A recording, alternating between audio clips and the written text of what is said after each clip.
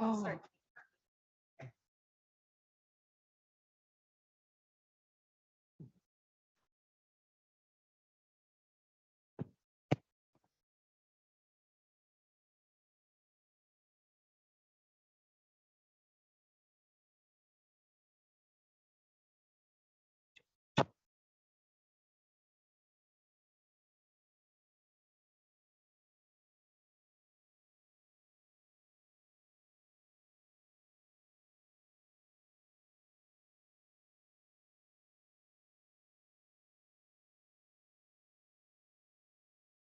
A quick sound test. Bakersfield and Modesto, can you hear me? Yeah. Yes, we can hear you. Thank you. We can hear you in Modesto.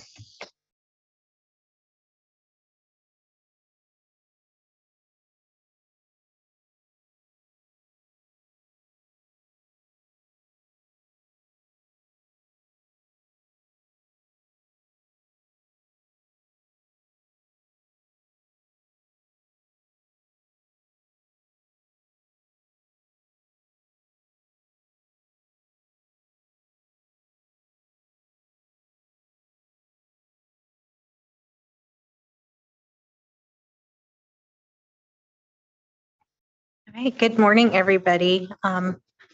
In the absence of our chair, I am going to call the meeting to order at 10 a.m.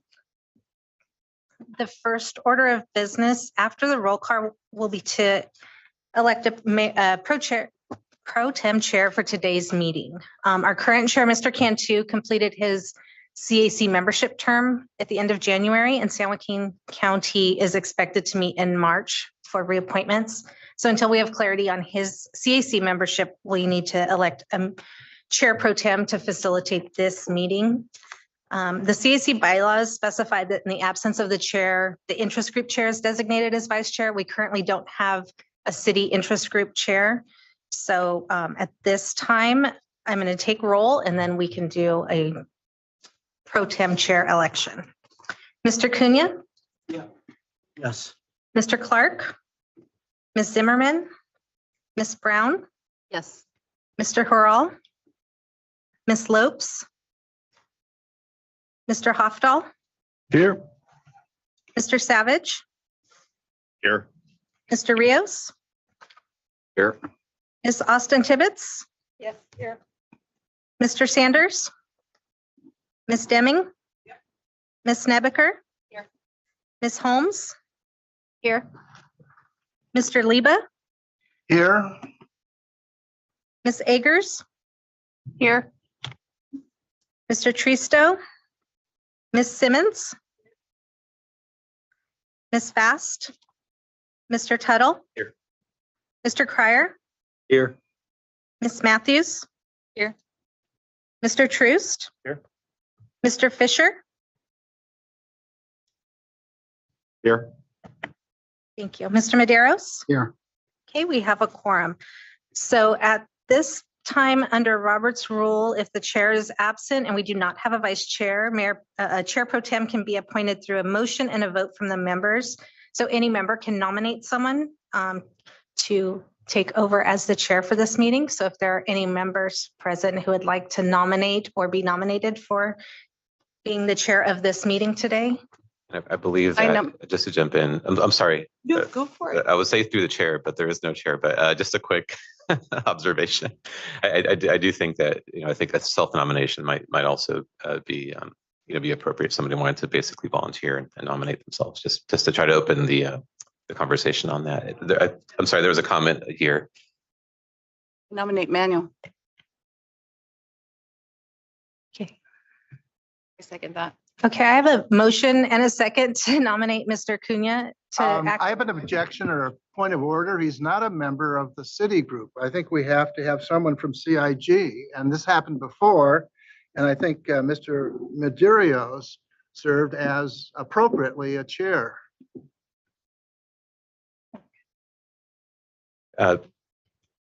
Maybe just a quick staff response on that.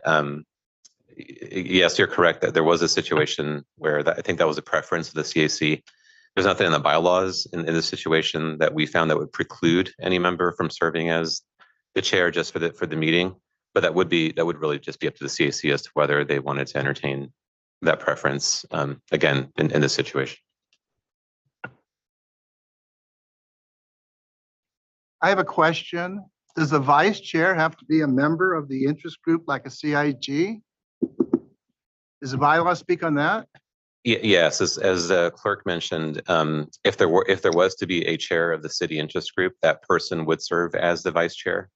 The way that the chair of the city interest group would be appointed, and this is something that the city interest group, I think, would want to consider in the future, there would have to be a Brown Act meeting and an agenda item for that appointment to occur by the city interest group. And so that is something that hopefully we can get resolved in the future. But in the absence of that, the bylaws do not speak to the specific situation where there is not a vice chair currently on the CAC.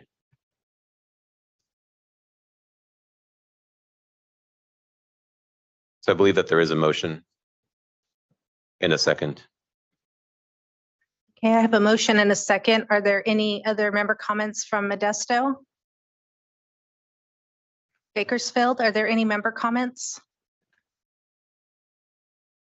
Okay, at this time, I'll call for public comments on this election. Are there any members of the public in Fresno that would like to comment on this? Seeing none in Fresno. Modesto, do you have any public comments? No public comments in Modesto.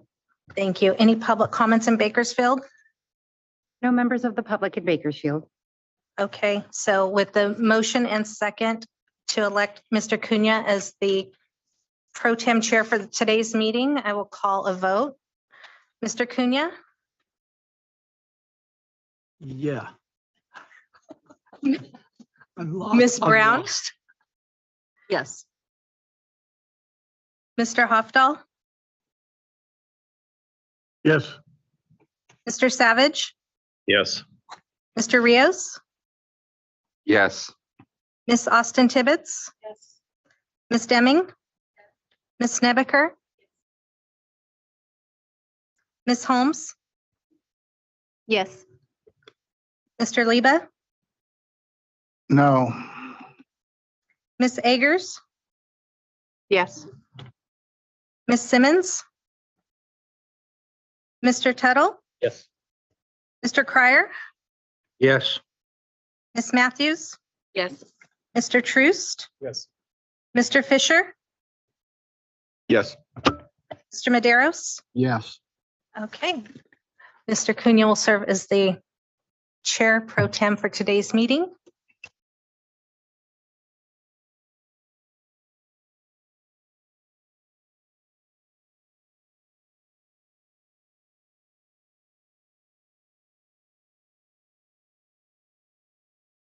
Okay, welcome everybody on all three places, and board members and staff. Oh, yes. Before we start, we'll do the Pledge of Allegiance. I gotta put this together here. So would we please rise and stand? And if Kelly will start us off, please, on that. Flag of the United States of America, and to the republic for which it stands, one nation, under God, indivisible, with liberty and justice for all. Thank you, Kelly. Okay, good morning, citizens. Okay, we will facilitate all of the, first thing is we'll make sure we turn off all of our cell phones and computer devices so we don't have any interference in all three offices or locations. Secondly is that the Zoom will be controlled and or by public by our executive secretary here or assistant to making sure that the public does have an opportunity in person as well as on Zoom or phone. During all participations, when the public is allowed to speak on those items which requires public input, we will do that at the end of each discussion and allowing the public in all three locations.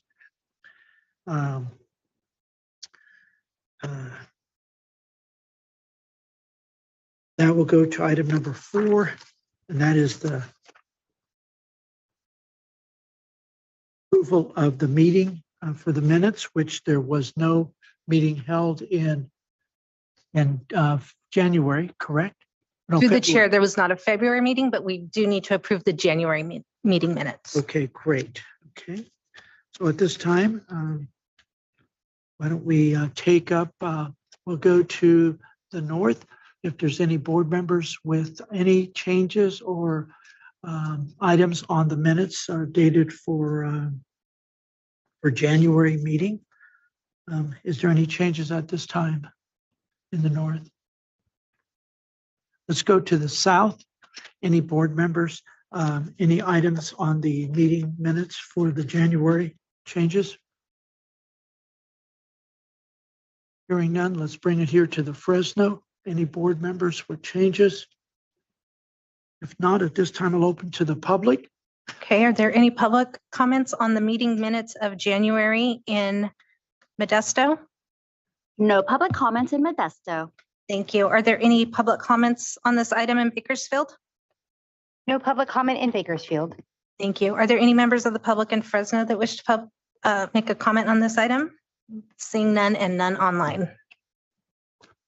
Okay, great. We'll take the minutes as presented on January 7th as being approved. Thank you all. Let's go to item number 5, public comments. This is at the time in which the public is able to comment on items that are not on the agenda item. And there is also a timeline for that. So let's open that up to the public in the north.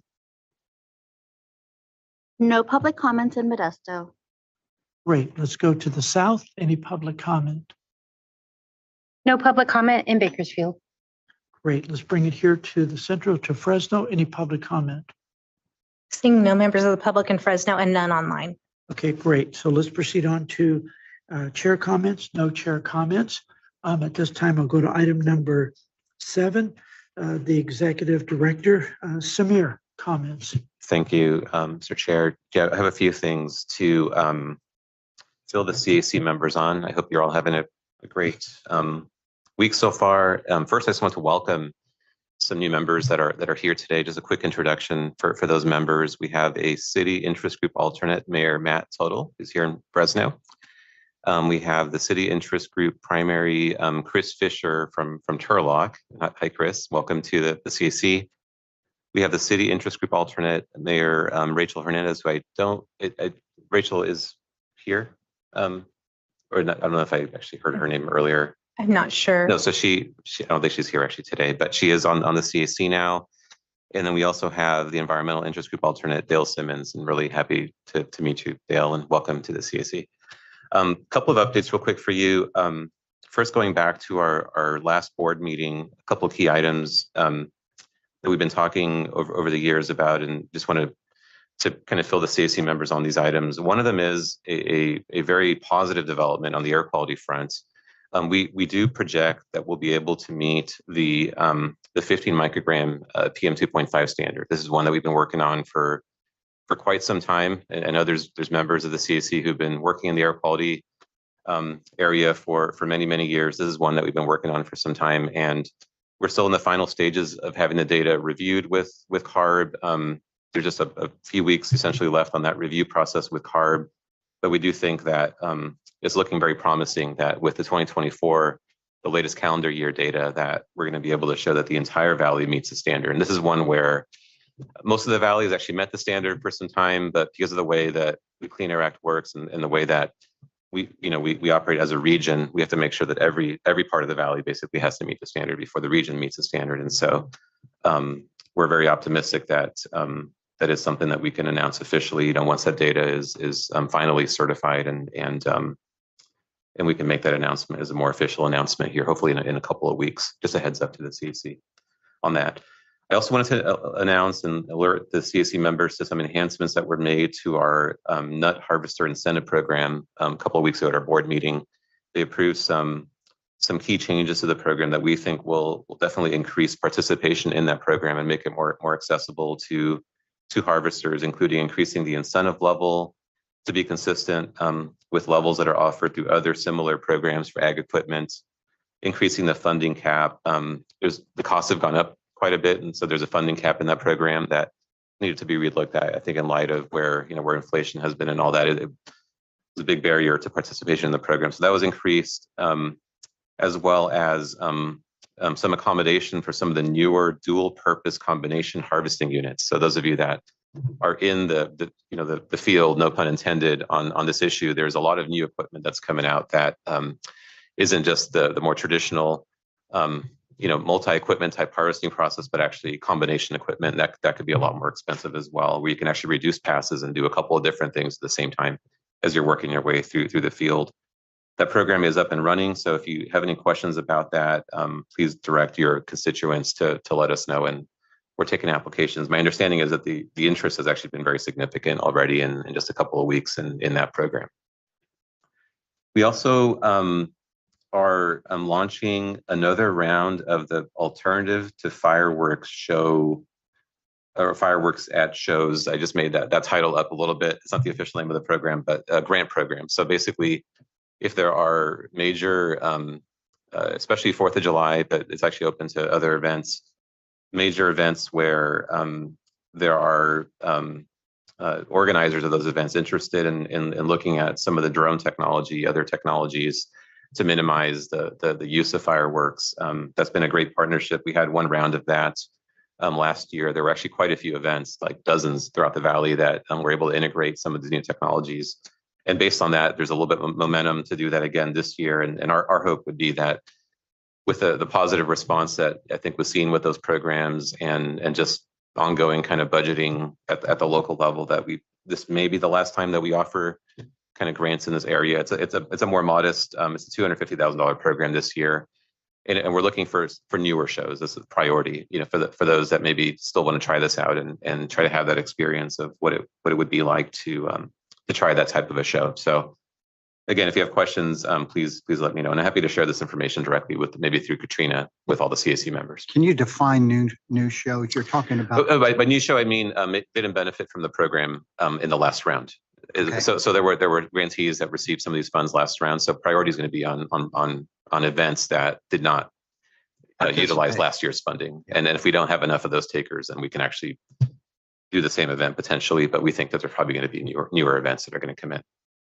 The last thing I just want to bring up through the chair, just really quick here, is that there's been interest by newer members over the years in having some kind of orientation of some type, and so we're actually looking at doing that and just offering just really basic information about air quality, the regulatory matrix, what we do, what CARB does, what EPA does, just trying to provide as much information that might be useful to members as you play your important roles on the CAC. So keep your eyes open for an email from us. I think the focus is on newer members. I think that is trial by fire, and once you've been doing this for some time, I think you probably build up a lot of that expertise over time. So I think the focus will be on newer members, but certainly anybody who's interested can feel free to let us know, and we'll try to accommodate that. I think the one issue that we do have to be aware of or kind of cognizant of is making sure that there aren't any quorum issues with anything that we do, and I think that we'll be fine on that front. So just a heads up and open to ideas on that, but that is something that we'd like to respond to if possible, to try to, again, make your jobs as easy as possible as you serve on this important body. With that, Mr. Chair, I'll turn it back to you for any questions or comments from members. Great. Again, thank you. Congratulations, Samir, on that, getting that attainment for the entire 8 counties. I have a positive. I will have a glass of cold iced milk on that one, okay?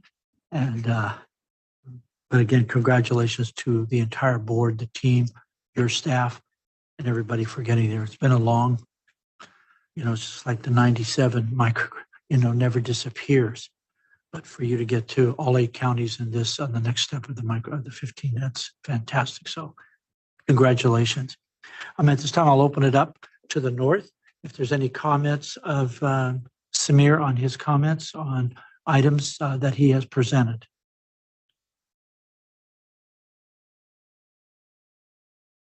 Hearing none, I'll move to the south. Any comments in the south from the board members?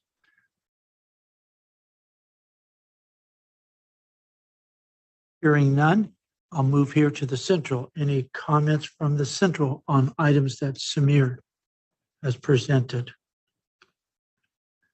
Please. I'm interested in learning more about the almond harvest equipment that you talked about. Where could I find that? It is available on our webpage, but as I was going through the notes, I think what we'll do is we'll just send out the links and related information out to all the members. And just if you have questions, let me know. But Okay. it's already up and running. All right, great. Yeah. Great. I have a quick question. Please. Thank you. For the fireworks show, how much would an average grant be for that program, please? That's a great question.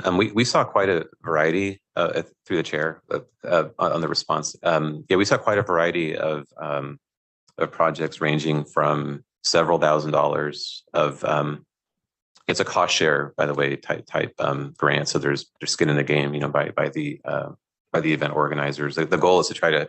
It's more expensive to use drone and other technologies as compared to fireworks. So the goal was to try to offset some of that cost to still make it viable for a project. But it could range up to tens of thousands of dollars on the grant amount, with total event cost being well over $50,000. So now you do get some reduction in costs with maybe having, especially if you go completely away from fireworks, there's some liability insurance and other things that you have to worry about with, although I'm sure with drones or maybe some other considerations with that too. But our understanding was that the cost do offset a little bit with that. But still, it's a greater cost. I mean, well over $50,000 for like a large, say, 4th of July celebration at a municipality. Those could actually be quite costly. You're Go welcome. ahead, please.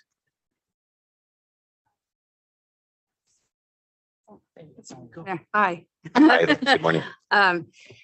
Regarding the grants, where can we will we get that sent to us so we can send that as applications to our constituents up at Bass Lake? We have as I'm sure everybody knows, we have a 4th of July fireworks show during the peak wildfire season that we'd like to be able to move in another direction. So Yeah, as soon as this meeting's over, we'll make sure we send out both of the grant program info out to all the members. You can feel free to share that. And hopefully there's I think the interest was pretty significant the last time around. So we'll see where we are. I think with the new kind of like participant criteria, hopefully that does help ensure that it gets out to some newer events or new participants, I should say. On this issue, is it limited to municipalities or can nonprofits? In Tulare, we have a significant fireworks show also, but it's sponsored and conducted by the Kiwanis Club. So, I mean, can the Kiwanis Club make a direct grant request, or does it have to flow through the city? Through the chair, the eligibility is flexible. We did partner with a variety of different organizations the last time around. There's school districts, sometimes it could be a downtown association, Kiwanis, whoever the organization is that is basically organizing the event. It's not limited only to municipalities. So there is flexibility on that front. Any other comments from board? Okay. Through the chair, I just wanted to announce on record, Mr. Clark joined the meeting earlier during Samir's update. I just wanted to make sure it's on record that he's in attendance. Super. Welcome aboard, Mr. Clark. Okay, at this item, let's go to the public. If there's any public comment on the presentation. In the north, No public comment in Modesto. great. In the south, No public comment in Bakersfield. and here's central. And anybody online? No online comments. Okay, great. Samir, again, to the entire staff, congratulations. We look forward to hearing that final and seeing that final report. And again, for the fireworks, the new folks and everybody else, last year was quite interesting. It was the first time I ever seen them. I just wonder how many drones you can put in the air in space and how many can fly by each other without crashing. So you either better have good eyesight on what you're looking at or something. But again, it was pretty impressive. So I'm glad that the district is having those funds available to help folks in those rural communities, especially the either the private working with the cities, et cetera. So again, thank you. Let's go to item number 8. At this time, a verbal report from the California Resources Board, Laura Card. And before Laura, as you start, I know that we had requested back in January, I think in December, that we had requested from CARB to the CAC the waivers, the list of waivers that have been submitted. So I hope that's going to come up in somewhere, maybe one of these items, as far as the waivers and stuff. But so Laura, I'll let you go first, and thank you very much. Thank you, Mr. Chair. Yes, that is an item on the agenda for a little bit later in the morning. So you'll be hearing about that. Good morning. This is Laura Carr. I'm an air pollution specialist in the Air Quality Planning and Science Division at CARB. I know we have a full agenda today, including several CARB items, but I can make this item very brief because CARB did not hold a hearing in February. So there are no recent CARB actions to update the CAC on this morning. So that's all I have. Thanks. My God, that's very efficient, very efficient. Government efficiencies. Thank you, Laura. All right, let's go to item number, well, let me open it up. Being that there was no action item there, we don't have to go to the board or the public. Yeah. People so- may have questions. Yeah, okay. Let's go ahead and ask in the north. Is there any questions of Laura? She just said about the meeting not happening by CARB. Any questions from the CAC board at that time? No public comment in the Okay. north. Let's go to the north, the south. Any board members? Through the chair, Yes. Senate Bill 1137, is that a part of your report?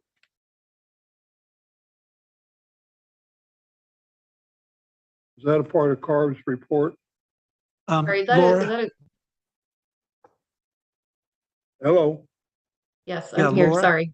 Trying not to interrupt the chair. Is that a question about the workshop, Senate Bill 1137 implementation workshop on the item in your agenda packet?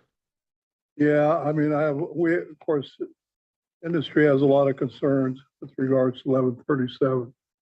So I'm sure you have quite a few people that are going to be there and make those concerns known. But anything else on that as far as this is a mandate from who? The legislators or CARB or CalGEM? How's that working? I don't have any additional information on that workshop series besides what's in the agenda packet. There is a link there for more information. But apart from that, CARB would certainly invite any interested participants to join those 2 meetings on the 19th and the 20th. Thank you. Any other comment from the board in Fresno and Central? Laura, is it possible also, being that we're going to go through several CARB items, that maybe Mr. Clark's concerned that maybe we can find out somebody between these presentations that's on staff that could join us at the end of the other CARB in regards to Mr. Clark. So maybe if you can text, I guess that's the word, we will text somebody or email somebody within your staff to see if they can join us to respond to that. That would be super. If that's possible. Thank you. Sure. Yeah, we do have quite a few staff joining us for those later items. If any of them are able to speak to that, I suspect that they will, but if we can't get an answer today, that's something I can circle back on. Okay, super. Thank you.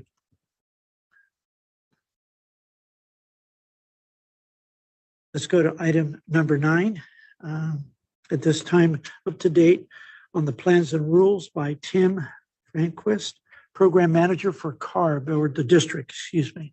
Welcome, Tim. Good morning. I'm stepping in Tim. for Tim. Yes, I'm Tim.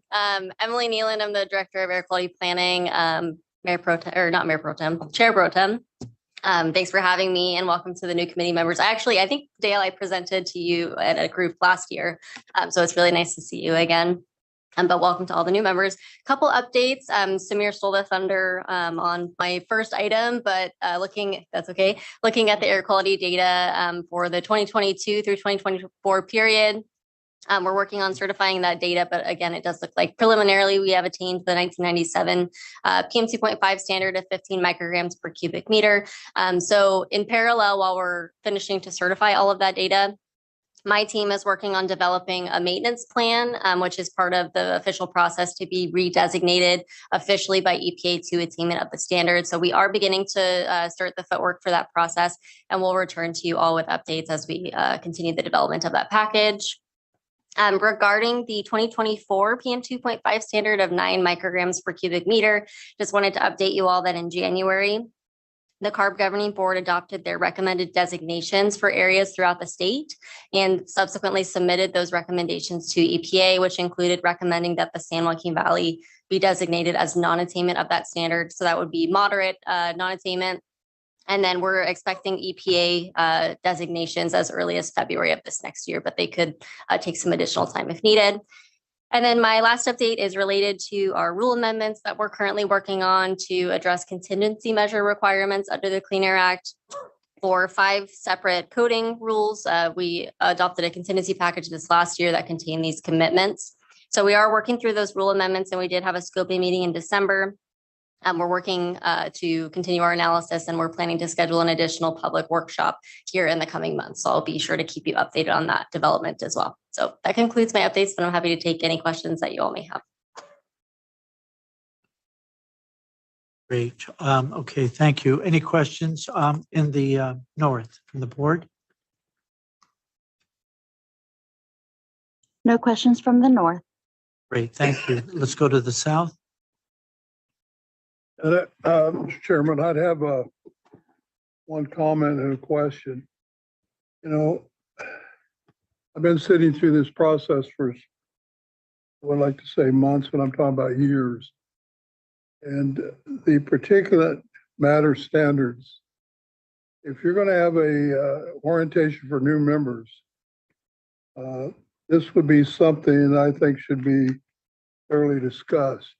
I mean, when you're talking to a novice about 1997 versus 2024, and we're still talking about PM 2.5 standards, there should be a clarification. In fact, last meeting I was thought about bringing it up. Looks like there ought to be just a 1 section period to talk about all this instead of complicating each one of these.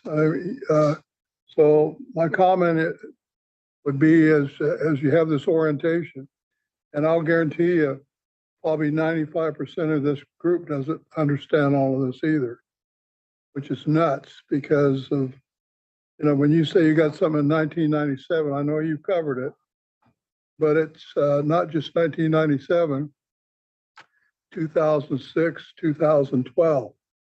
Now that sounds like, to me, like yesterday, but to new folks, no, it's not. And there's some way that needs to be clarified and as we move forward. So that would be my comment. Thank you. Okay, thanks, Wes, for that feedback. I'll definitely work with Samir, as he mentioned, new member orientation, and we'll be sure to include some information on that. And I recognize there's a lot of standards. It does get a little bit confusing, but happy to provide more info in the future. Any other comments in the south, board members? Let's bring it here to the central. Any comments from board members? Okay.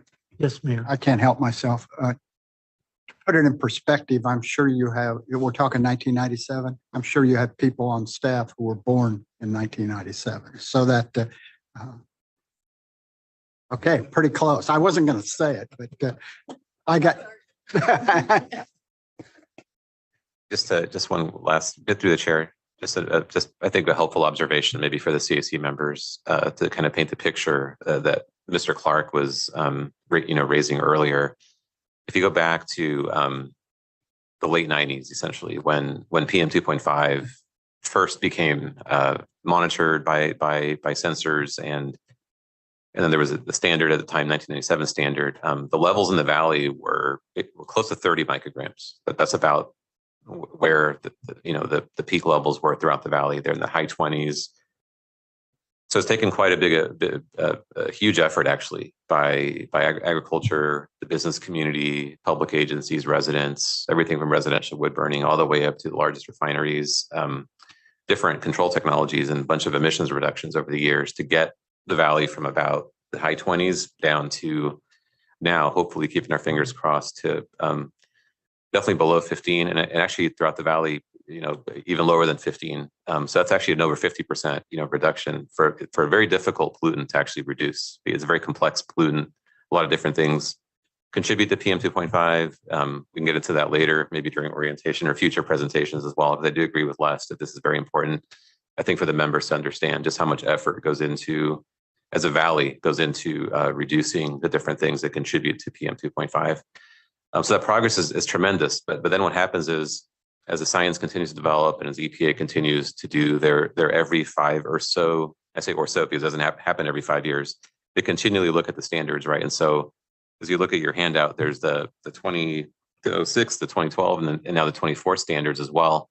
Those build on the prior standards, right? So you took it from the 20s to 15, then the next one's going to be 12. So 15 down to 12 is actually very difficult to achieve because every incremental benefit is that much costlier and that much more difficult to achieve. And then from 12, you got to get to 9.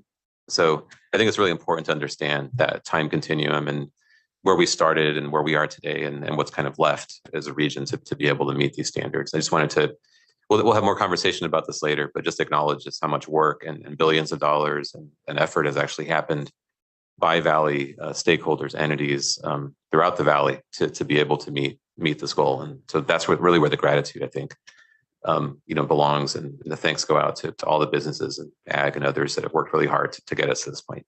So thank you for just a few more seconds there through the chair, just to try to connect the dots per Mr. Clark's suggestion there. Any other questions of NEC board members? Okay, let me go to the public and the, no public, I have to. Through the chair, it's not an action item, so it's your prerogative if you want to open it up for the public Let me comment. just do it, then this way. Okay. It just makes it cleaner for everybody. Any public comment in the north? No public comment in Modesto. Okay, let's go to the south. Any public comment? No public comment in Bakersfield. Great, let's bring it here. Public and no one online. None online.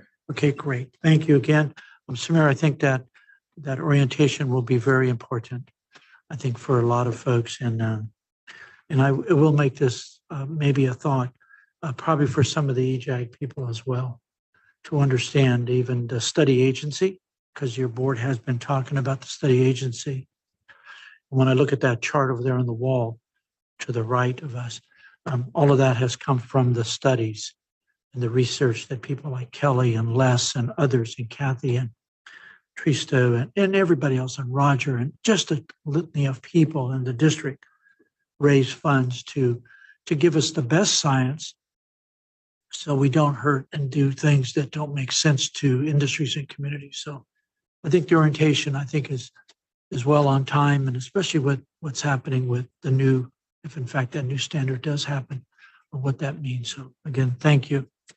All right, let's go to item number 10, CARB. Andrew Martinez, young man, well, wait a minute, I better hope.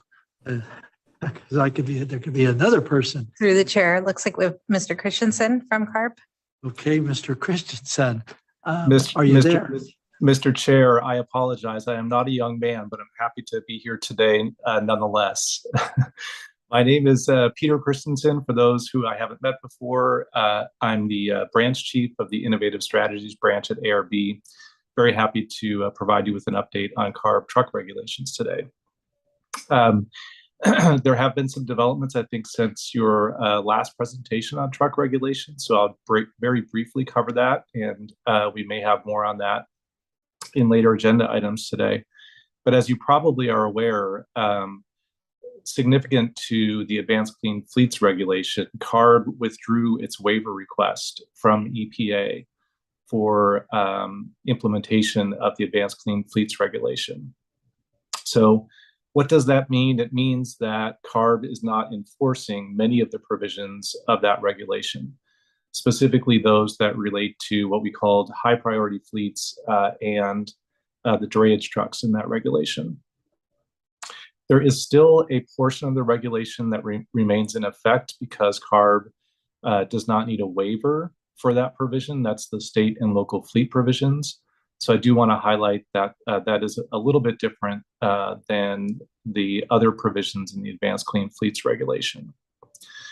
So what does that mean in terms of CARB's focus and our ability to move forward and achieve the emission reductions that were anticipated by that regulation? It means that we have to be a little bit more creative, but we are certainly up to the task. And the one opportunity that I want to highlight for the committee today is what we think is going to be the important role of incentives in helping to achieve those emission reductions in the Valley and throughout the state. The good news is that while incentives can be challenging, we have a very strong history and good working relationship on a number of incentive programs within the San Joaquin Valley. Obviously, the Carl Moyer program comes to mind, the farmer incentives, and some of our statewide incentives like the HVIP program for zero emission trucks. So we do anticipate a renewed focus, just like we had in many years past, on looking for every opportunity that we can to achieve those emission reductions from incentive programs. One of the things you're probably aware of if you've tracked any of the opportunities for some of our incentive programs is that when ACF was in the planning process, we shifted some of our policies toward focusing incentives on smaller fleets that wouldn't necessarily be impacted by the Advanced Clean Fleets regulation. So that's likely to change our focus. And this is an area that I'd just encourage you, if you do have thoughts on how we can be more impactful in our incentive programs and expanding eligibility and using this as an opportunity to really keep the momentum going in the advanced technology truck market, to find those opportunities where they exist, where end user fleets are ready to make the move and where they need incentives to help support that. It's a little bit different than a regulatory approach because this is looking at opportunities where end user fleets are interested in making that move. You've got a lot of great opportunities in the Central Valley already. PepsiCo and Frito-Lay come to mind. There are many others. So we're really interested in continuing to work with our Air District partners, with communities, and with communities such as yourselves on identifying those incentive opportunities as we move forward. So lots of work left to do, but I think that's an important update in terms of some of the immediate tasks with the waiver issue, as well as some of our focus on moving forward. So with that, I'd be happy to stop talking for a little bit and entertain any questions that you might have. Great. Thank you very much, young man. So we will continue. Let's go to the north. Any questions by the board? Yeah, Mr. Cunha, it's Chris Savage. Thank you. Please. Mr. Christensen, thanks for the update. Just a couple additional questions on ACF. Does CARB anticipate amending the current rule to exclude the components that are no longer relevant, or are you just going to leave it intact with the clarification letter that you have posted on the website? Hi, Chris. Appreciate the question. In terms of exactly what next steps are, I think we're still working through those issues internally. I don't have any specific updates on exactly what those next steps look like here. Okay. Could I ask that when there is some clarity, because there's a number of questions floating around out there, because obviously the long-term concern would be is that the rule would need to be amended in some way to, if it comes back in its entirety, is to reflect new timelines, right? So there's capital planning that was already underway that's now in abeyance, and I think some clarity for all those that would be affected would be a useful update for us. Yeah, appreciate that. Perfect. And then my second question has to do with the incentive funding. You mentioned Carl Moyer, but are you anticipating setting up a different funding source for some of the innovative things you're looking to do, or are you looking simply to take advantage of existing programs that are out there? Well, I think, from our perspective, we have a pretty robust portfolio of incentive programs that all do slightly different things with a different goal. Carl Moyer program, of course, is geared toward achieving near-term emission reductions. It requires scrappage of an existing vehicle, long-standing program over 25 years of successful implementation. So we would anticipate that we would continue funding these kinds of vehicles and equipment in the Carl Moyer program. Most of the incentives for a lot of the early deployments of zero-emission trucks have been through a separate program called HVIP. It stands for the Clean Truck and Bus Voucher Incentive Project. Doesn't really matter. HVIP is a lot easier. But that program was designed specifically for more advanced technologies. It's been in place even before any zero-emission trucks were commercially available. It doesn't require scrappage. It usually has a higher incentive amount to account for the increased cost of today's zero-emission trucks. So we would anticipate that a lot of the future funding would come through HVIP as well as our complementary incentive programs. But it's really an all-in approach. How can we use our portfolio most effectively?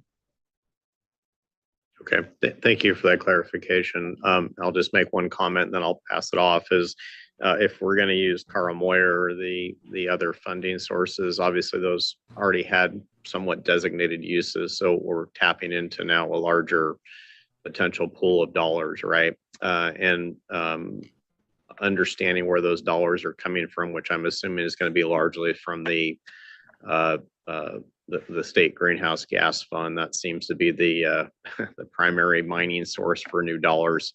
It'd be useful to have an update maybe next time or whenever you have additional clarification on how those are going to be additionally funded. Thank you. Yeah, appreciate that. I'll just say the Carl Moyer program does have the advantage of having some of its own unique funding sources, and there's a lot of flexibility. It's, the identification of priorities is really with the air districts. So San Joaquin Valley and the great team that they have that's implementing the Carl Moyer program uses the CARB guidelines for the overall program structure, but certainly lots of flexibility at the local level.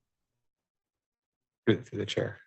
Please. If I may on that point, just really quick, and good to see you, Peter. Great to have you here. And just wanted to add another just piece, that same conversation, which is that, first, I think it's great to hear that, that CARB is working on positioning those grant programs, and the guidelines that Peter was referring to are definitely a place that I think, as we think about what's next for, say, encouraging fleets to replace trucks with some of the newer technologies, the guidelines definitely have to be positioned well. And I think there's been a lot of great partnership with CARB in doing that. I think there's probably more to come, and I think I'm definitely very, very optimistic with what Peter just mentioned. The funding issue is a challenge, and that is something, Chris, to your question, I just wanted to note that, we are pushing hard for the state budget this year, and the CAC supported, and we appreciate the CAC support in making sure that there is significant and ongoing funding in the state budget to support these different transitions. Because I think that when you look at our planning needs, our regions kind of emission reduction goals and targets, and just overall, goal that we have here, the funding has been a challenge. And we've seen, in tough budget years, there's been quite a big reduction in funding. And HVIP is definitely part of the mix. I just want to note that the local programs that Peter was mentioning are the gold standard programs when it comes to the kind of accounting that we all rely on for making sure we meet all of our various air quality obligations. Those regional programs are the gold standard programs, and we've developed those in very close partnership with CARB, and they continue to partner with us on that. There are conversations that are going on to make sure that they're positioned well as we move forward. And I just wanted to just kind of validate what Peter was saying, but just note that, the funding question is a very important question, because if we don't have funding, we're always oversubscribing these programs, and Farmer, for example, right now is zeroed out in the state budget. Just one example. So we're advocating for there to be farmer funding in the state budget. So it is key that we all work together on that advocacy. Thank you, Samir. Any other questions in the north, board members? Thank you, Chris, too. Okay, hearing none, let's go to the south. Any comments from the board in the south to Chris, Peter? Okay, let's bring it here. Yes, Chris, I have a question, and it's a two-part. So just to confirm that while the private sector is waived or temporarily relieved from having to switch their fleet vehicles, CNG and diesel vehicles to electrification, the municipalities are not currently, they still are required to start meeting that standard by 2027. Is that correct? Yeah, that's correct. There's two pathways for compliance for state and local fleets.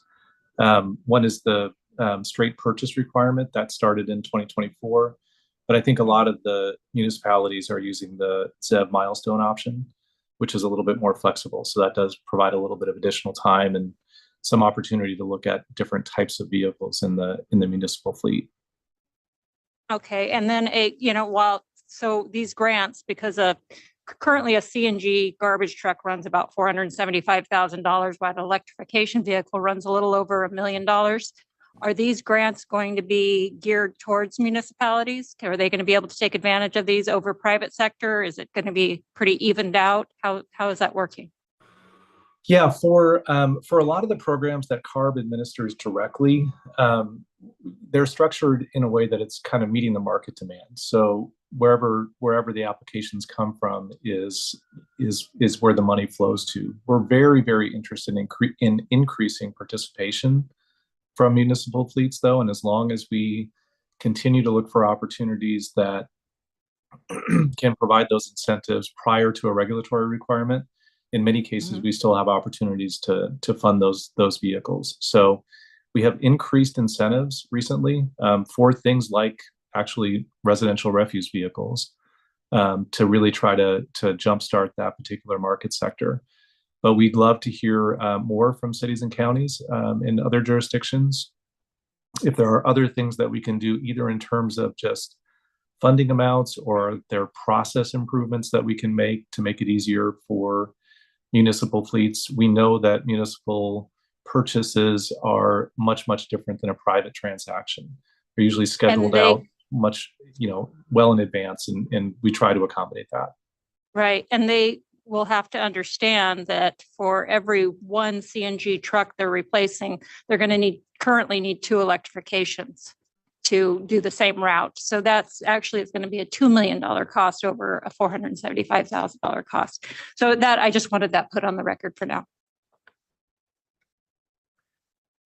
Okay, any other comments in, yes, go ahead. I just have a question as far as the funding that's available. Is that just for disadvantaged communities, or is there funding for communities that aren't under that, municipalities that aren't under that categorization? Yeah, right. Go ahead. Every funding program is a little bit different, but in most cases, there is funding available both in disadvantaged communities and outside of disadvantaged communities. One of the provisions that we've included in that HVIP program that I was mentioning is an additional incentive for vehicles that are in disadvantaged communities, and in some cases that are operated by smaller fleets. So kind of a way to provide an extra incentive in the communities that need those emission reductions the most. But funding is not limited solely to disadvantaged communities. Okay. The city that I represent, and there's a lot of similar cities out there, they still face financial impacts that make it difficult to participate in these type of programs. We understand the need, obviously, of trying to reach the numbers that we need to reach, but without the infrastructure that's there as well in the area that I represent, we have severe problems with infrastructure as far as being able to put in EV chargers to be able to power these vehicles even is an issue that we're not in control of. We can't just snap our fingers and make it happen. Also, one of the potential side effects in that this mandate has is reducing local control of our fleets, of the pricing that our residents pay. If we can't provide these services, then we're forced to be reliant on private companies who then are in charge of raising the rates, and we just have to pay it. We don't have a say. If we go to a private company and it doesn't work out, we have no way to bring that service back in. Once you sell your vehicles, a community like mine will never be able to bring that service back as far as being able to replace all of those assets again. We had a demo in our community last week, actually, of a EV refuse vehicle, and our community went haywire online, talking about waste of money, all of the issues that come along with these EV refuse trucks, the wear and tear on the roads, the battery capacity, and needing to replace those in probably 5 to 10 years. All of those things, the community's, voicing their opinions on. So I just want to voice that there's a lot of impact that I don't think people are really realizing. Thank you. Appreciate those comments. I was going to add on to some of the CNG topics. So as CARB goes back to the drawing board and finding more ways of creating emission reductions, I think it's worthwhile in exploring how CNG technology could be promoted. So even though it's not a complete zero emission, it is a near zero. And so when we talk about protecting air quality, I think that every little bit helps. So versus not having it would be a pretty significant change. So we'd rather have that ability, and there's already infrastructure in place right now for trucking fleets to fuel CNG trucks. And so I think that this is definitely a worthwhile subject for CARB to really think hard about, if we are talking about complete ZEVs versus near zero. This is something that if we're truly talking about making changes in air quality, we can't disregard this technology. So that's it. Kelly, okay. Okay, great. Anybody? Again, Peter, I think you see the concerns, and I think they have been raised about the total issue of electrification. And when you look at the electrification and the cost, and absolutely agreeing on the cost of a refuge truck, of what that weight category has been, will now limit it also on how to travel across bridges and stuff because of the weight factors. I know that has hit our agriculture industry tremendously with your smaller 26,000 pound truck. Electric has gone to 53,000 pounds. And the issue becomes now we can't go over bridges because of that weight limit of being 20,000 pounds or 10 ton. And here suddenly this vehicle weighs close to 25 ton. Really causes tremendous havoc, but the infrastructure is a great concern for many of our rural communities. And that is a great concern, and I think those have to be really looked at. And I want you to take this with a positive and not a negative in my comment. ARB on the grant and loan funding of trucks over the past 10 years, 15 years was the biggest disaster ever. When your staff had public workshops and had the funding and grants, when questions were asked, the availability of getting those funds for the public to buy was that unless you had a pretty healthy bank account, the small independent individual was throwing out the bus. In many of our rural communities, that's what moves a lot of freight, is independence, individuals own their own little truck. We stripped them of that, and we now make it to where they can't even get a loan, and the contribution percentage is very small to what a new electric truck that costs $520, and I'm going to use that number very carefully, on what type of 3-axle tractor truck that is.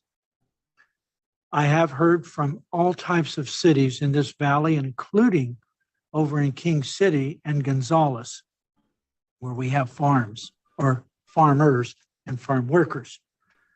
That has been a big concern, is that those folks can't get the funding because of the cost. Now I'm going to go to a low hydrogen. As what was quoted in the November meeting in Los Angeles, at Long Beach and LA ports, a trucker actually presented the invoices for hydrogen at $970,000 per truck. His question was valid.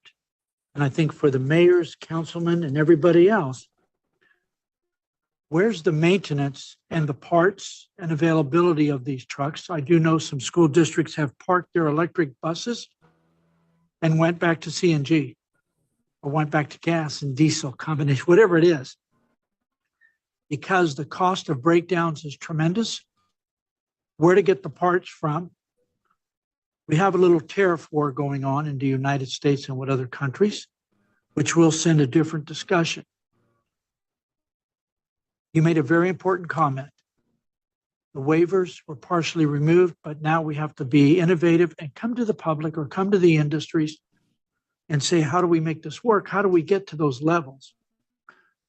And I think you need to have a sit-down discussion with a lot of our cities, because I had a grower on Monday of last week receive a letter from PG&E that has told them now that in the city of Del Rey area, Sanger area, that it will be 20 years before they could build their packing house. And told them that if they wanted to build, they would have to go to the San Joaquin Valley Air District and rent a diesel generator. And the cost of that generator was close to $700,000 that they would have to run every day for the next 20 years to get power. So I appreciate CARB's attempt, but in the first place, you don't have the staff that knows how to distribute funds to the people. Very, very rough as compared to, and I'm going to use this carefully, compared to the Air District, of how much funds we have given and worked with all types of people, restaurants to tune up, tune out, air filters. I can name a bunch of programs that this district has given funds with park contributions. But today I look at and I hear from our cities and our councils and our different levels. And for the CARB to go ahead and try to do something with a zero at the cost, the parts, the maintenance is a real problem. And until we have some answers to that, I don't see how these cities can afford to go to their people, as stated by one mayor. The people are questioning to go buy a brand new electric when it takes 2, maybe 3 electrics, maybe 3. We're going to cut the other. We're going to cut the truck in half. We're going to give half to Hanford and half to Madera or somebody else, right? Or to Delano, whatever. So I think the points that our CAC members have brought up are very valid.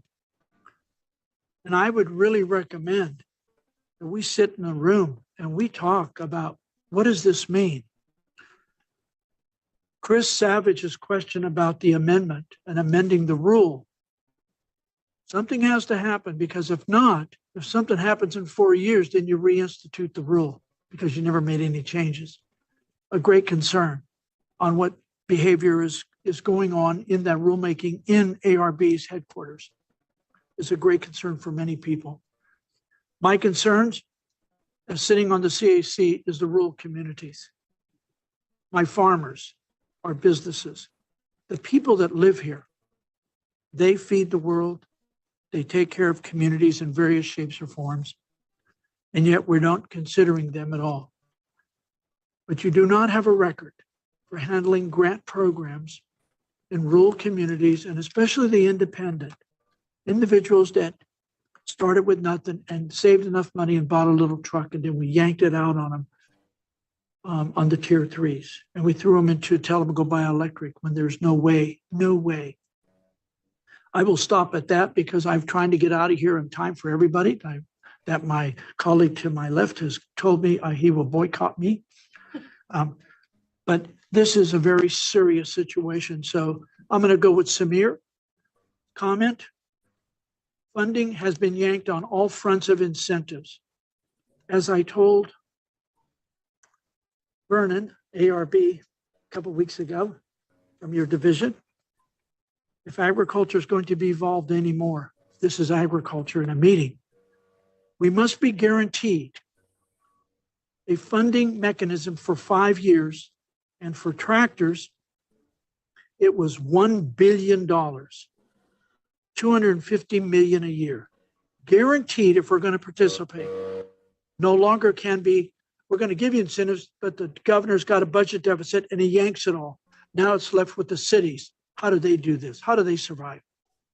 So there has to be some real guarantees by the legislature and by CARB that if incentive funding is going to be your mechanism, then we better be in the church and make sure that all of those things are signed and nobody can yank them because that's not right. It is not right. I will stop there. Any other questions? Let me go to the public so this way I'm safe. Anybody in the public in the north wish to comment on Peter's comments? No public comments in the north. Okay, let's go to the south. Let's bring it back here. Nothing in the south. Let's bring it here to central. Anything online or is it? No online comments. Yes. The only comment I'd make is you addressed some of this to him. And I think Peter should have the opportunity. I'm going to do that. respond. I'm going to do that. Yes. So if there's no comments now, Peter, before you leave, I think we go to the next item. Any comments on any of the mayors or folks of the CAC board? Let me thank you for the opportunity. I do appreciate all of the comments that members have provided today.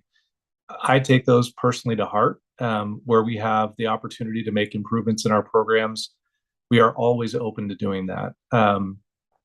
And I absolutely welcome the opportunity to work with you and with any other cities, counties, local jurisdictions that are interested in working with us to find opportunities and solutions to make our incentive programs better and work for your jurisdictions. So welcome that opportunity and look forward to working with you on that in the year ahead.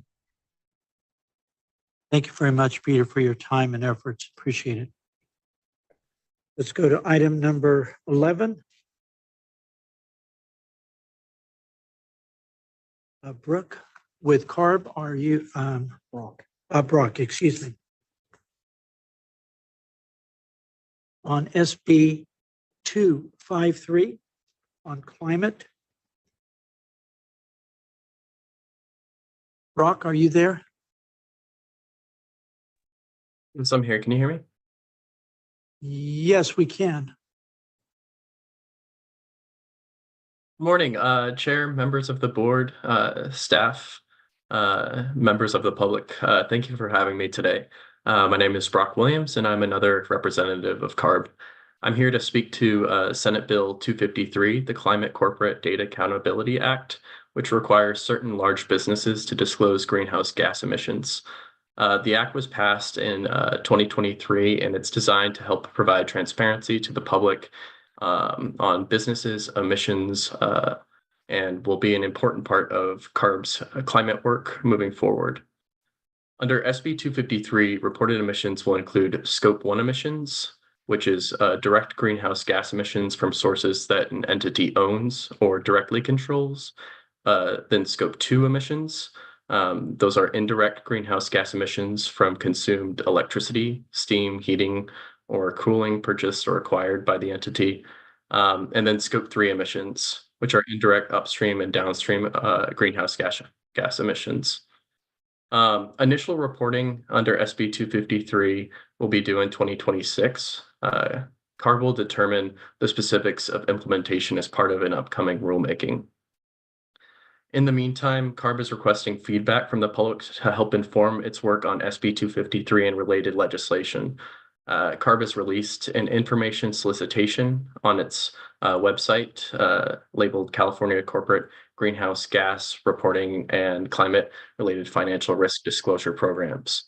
Comments are due by March 21st, 2025. We welcome your thoughts. I'll also note that CARB is in litigation over SB 253 and related statutes. CARB is defending that legislation and the litigation continues at this time. Thank you for your interest in this topic. This is all the information we have to share at this time, but we can keep you informed with developments as you like. And I'm happy to provide that website too. Thank you so much. Thank you very much. Appreciate that. Let me go to the north. Any comments from the CAC members? Yeah, Mr. Chair, it's Chris Savage again. Please. Brock, I appreciate it's still early in the process. I'm going to recommend we keep this on the agenda every meeting as soon as there is greater clarity. And I guess I'm going to be not the lone voice, but the most vocal that we need to have clarity sooner rather than later. I recognize the rulemaking process is going to take a bit of time, but with the requirement to submit in early 26 for 25 information, that doesn't give anybody much time to comply. So I know you're hearing that from other sources, but Brock, if you can attend every meeting with us and provide literally as much detail and thinking as possible to this body so we can communicate back to our constituents, that would be that'd be very helpful. Thank you. Thank you, Chris. This is Denise. I have one question. In the 2026 data, is it only scope 1 and 2 that will be required the first year, and then scope 3 would be at a different time, or are all 3 supposed to be reported on in 2026? That's correct. It would just be scope 1 and 2. I would also refer you to our enforcement discretion letter released on our website. And that's the same website, California Corporate Greenhouse Gas Reporting and Climate-Related Financial Risk Disclosure Programs. I have one additional question. I'm sorry, I meant to ask this a moment ago. Where are you with staffing for this program? You have an update for us on that? We don't really have an update on staffing. We received funding from the adopted May budget revise of last year, and I've been working on hiring staff, but I'll provide updates as available. Yeah, if next time you come, you can provide the administrative update, which includes where you are with staffing and funding. That would be a beneficial part of your update. Okay, thanks. Any other person in the board and the north comment? Okay, let's go to the south. Any comment from the CAC board? Quick question on the 1 and 2, is that that's actually in the bill, or is that interpretation by the Air Resources Board? That's correct. It is in the bill itself. Okay, thank you. Any other comment in the south? Okay, let's bring it here. Kelly, please. Who's the litigation with? The litigation is with the U.S. Chamber of Commerce, California Chamber of Commerce, and other named plaintiffs. And can you send us the links to the questions that Chris had for the funding source? Can you just send us specifically those links? Sorry, I'm for the funding. Right. Well, yeah, for the staff and the funding and what Chris asked for earlier.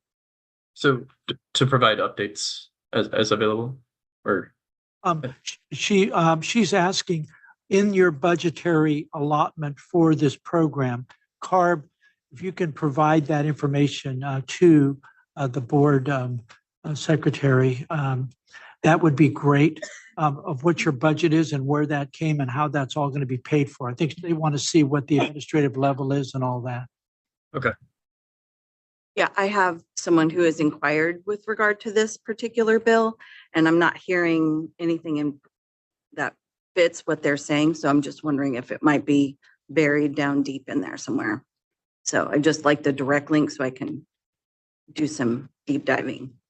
Thank you. Okay, any other board members? Okay, let's go to the public in the north. Any questions for Brock? No public comment in the north. Let's go to the south. No public comment in Bakersfield.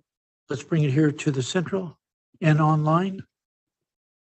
None in person and online. Okay, great. Thank you. Thank you very much, Brock. Appreciate your time. We look forward in the communications. And if it's possible, let's have this on the agenda for every month. If that's acceptable with all of the members of the CAC, I think it would be very important. It's one of those we got to follow. So thank you. Thank you. That's good. Brock, do you wish to have any closing comments or anything before you go on? No, thank you. Okay, great. Thank you. Okay, let's go on item number 12. CARB has a handout, and this is on the waiver authorizations in which CARB has to petition EPA, the federal EPA, being able to regulate certain emissions in which the state is not able to do, or individual air districts, unless they petition EPA for those. So at this time, I believe we have a handout and a small presentation, and that is going to be done by Michael Benjamin. So Michael, thank you, and we look forward to what you have to give us. Thanks. Thank you, Mr. Chair Pro Tem and members of the CAC. Thank you for the opportunity to be with you today. So I do have 5 or 6 slides I'm going to walk through with you. And I can share my screen so you can all see it. I know you have the handouts. Through the chair. Mr. Benjamin, we have it teed up on our VTC system. Perfect. So yes. Perfect. That makes it easy. Thank you for that. Okay. I'm going to move on to slide 2, some background. And my presentation really complements what Peter Christensen walked through, and I think it will help you all to sort of put that into context and understand the larger picture. So the Federal Clean Air Act, which was adopted in 1970, preempts most states from regulating mobile sources, but it does allow states that adopted vehicle emission standards before the Clean Air Act was passed in 1970 to seek waivers and authorizations for stricter regulations. And just this is really a point of nomenclature. They apply to the same concept of getting these exceptions, but waivers apply to on-road sources of emissions and authorizations refer to non-road sources.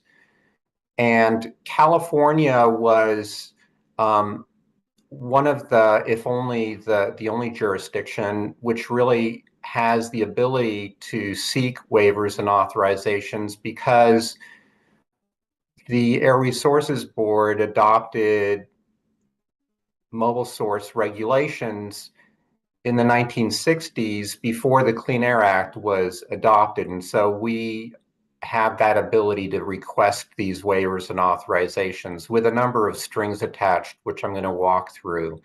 So to obtain a waiver or authorization, California must demonstrate its regulations are at least as protective as comparable federal emission standards, and that those waivers or authorization approvals are needed to address unique air quality challenges in the state. And so, for example, the really challenging air quality issues that you have in the San Joaquin Valley.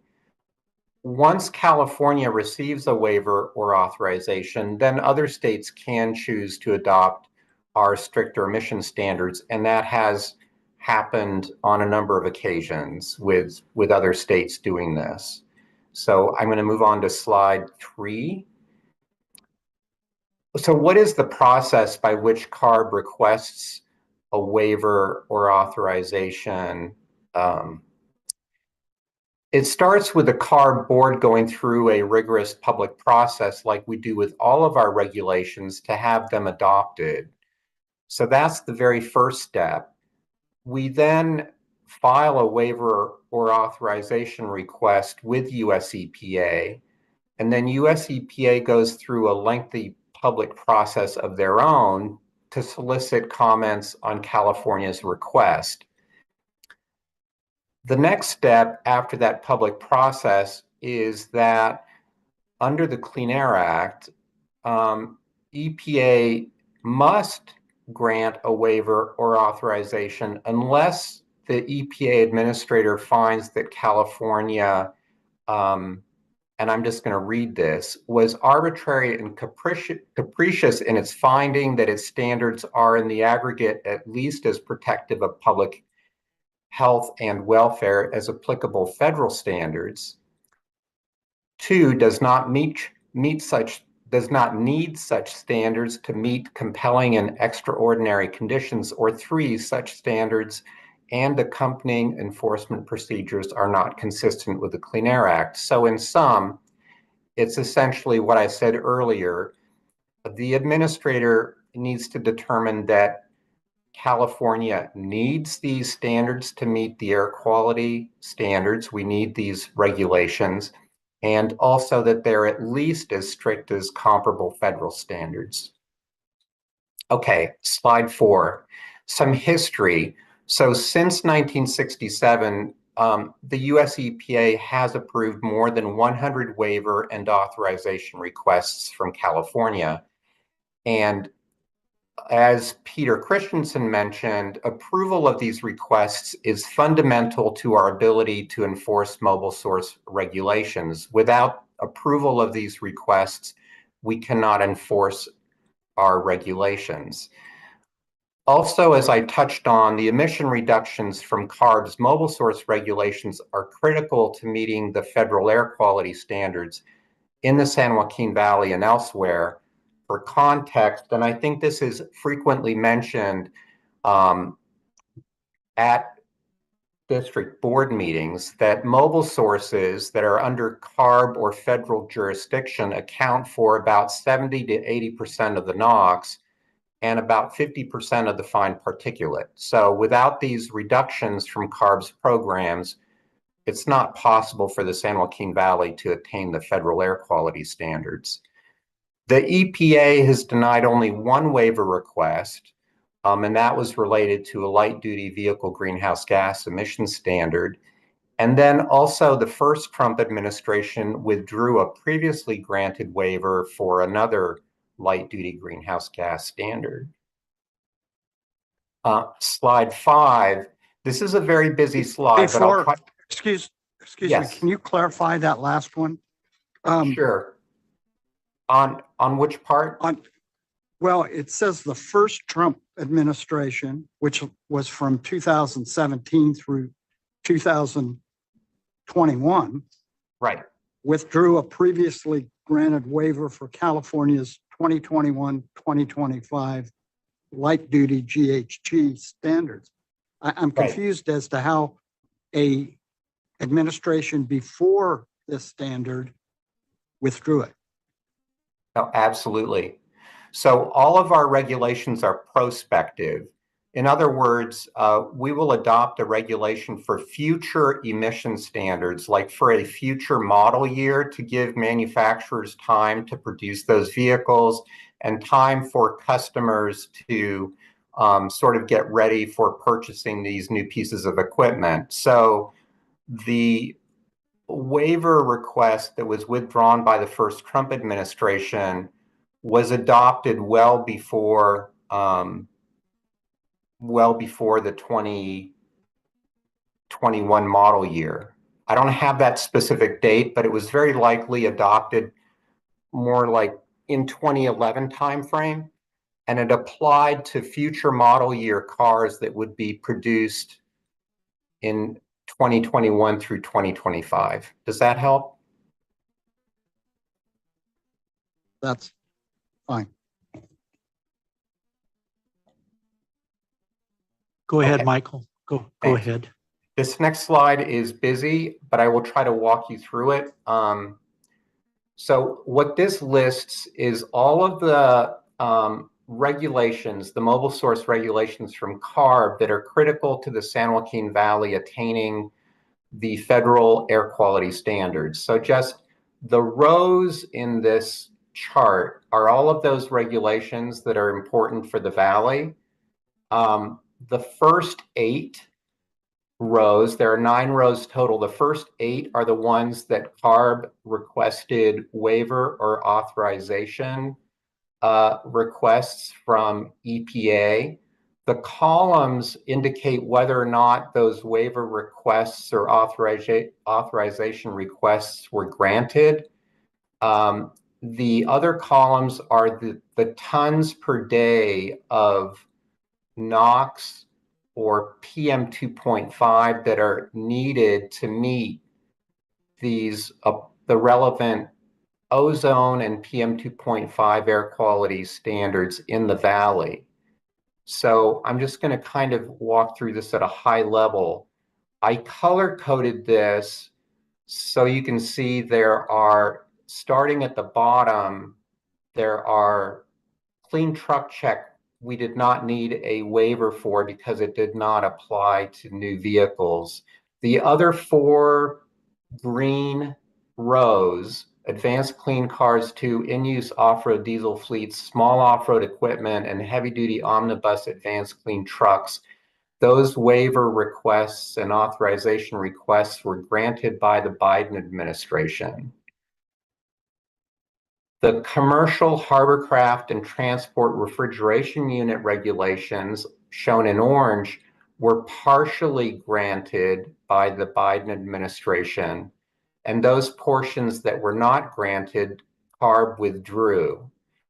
The 2 that are at the top, advanced clean fleets that Peter Christensen spoke about, and the in-use locomotive regulation, those 2 regulations the Biden administration was not going to act on, and therefore CARB withdrew those 2. What I'm going to draw your attention to is the columns with the numbers are the tons that we were expecting to get from each of those regulations in order for the valley to attain the relevant air quality standards. The Advanced Clean Fleets regulation and the in-use locomotive regulation were expected to provide very significant emission reductions of both NOx and PM 2.5 for the valley. I can move on to the next slide now. I think this is my last slide. So why did we withdraw these requests, and what are the implications for the valley? Well, we withdrew the 2 remaining waivers given the uncertainty about how the current, that is the second Trump administration, would act, given that they previously withdrew one of our waivers and they opposed California's authority. So we thought it wise to withdraw our remaining waivers. The lack of the waiver, the withdrawal of those waivers is going to have very significant implications for areas that are not in attainment, including the San Joaquin Valley. As Peter mentioned, we are looking and working very actively with Samir and others to try to identify alternative ways of making up those emission reductions, including looking at identifying incentive programs and other ways to make up the shortfall. But it is going to be very challenging. So I will just leave it at that. Mr. Chair Pro Tem, that concludes my presentation. I'm happy to take any questions. Well done, Michael. Thank you. A non-complicated issue called waivers. But you did a great job. Thank you. The handout, thank you for that very much. That shows everybody, I think, from who's been wondering what a waiver looks like and how they generate. So thank you for that. Let me open it up to the north for CAC members. Board, Mr. Chair, it's Chris again. please. Thank you, Michael, for the update. Useful. I just have a technical question, I suppose. Is part of the strategy for early withdrawal is once a denial is made by the federal government, it's more difficult to go back with a revision to get that ultimately approved. Is that part of the thought process for the early withdrawal? Yeah, Chris, so I'm not an attorney. There was extensive discussion for many weeks about what path CARB should take, but I believe that your assessment is a fair one. Okay, thank you. Any other comment from CAC member board in the north? Okay, let me bring it to the south. Any board member in the south? Comments? Hearing none, let me bring it back here to the central. Laura, and yeah, we'll just go right down the line. Laura, please. I noticed that the zero emission forklift rule is not on your table. My understanding is that it needed a waiver at EPA and it was never submitted to EPA. So what are CARB's plans going forward for this rule? That's a great question, Laura. I'm going to have to go back and check on that one for you. But it's highly unusual. I'm not aware of us proceeding with implementing regulations for which we haven't received a waiver. So, but let me go back and check. Sorry, I don't have that answer for you right now. I think I have an easy question for you. On the clean truck check, the numbers that you have listed, those are perceived reductions based off of the frequent testing that the trucks will undergo. And so that's an expectation that heavy polluting trucks would be caught early on in the process. All of these are actually commitments, legally enforceable commitments that CARB made as part of our state implementation plans that were submitted to US EPA. So the numbers that are shown for clean truck check reflect what CARB staff in the course of developing the regulation estimated that we would achieve through a combination of our roadside program and our manufacturer, sort of our submittal of records from fleet owners. So that was what we committed to in our regulation and then what we thought was realistic that we would achieve.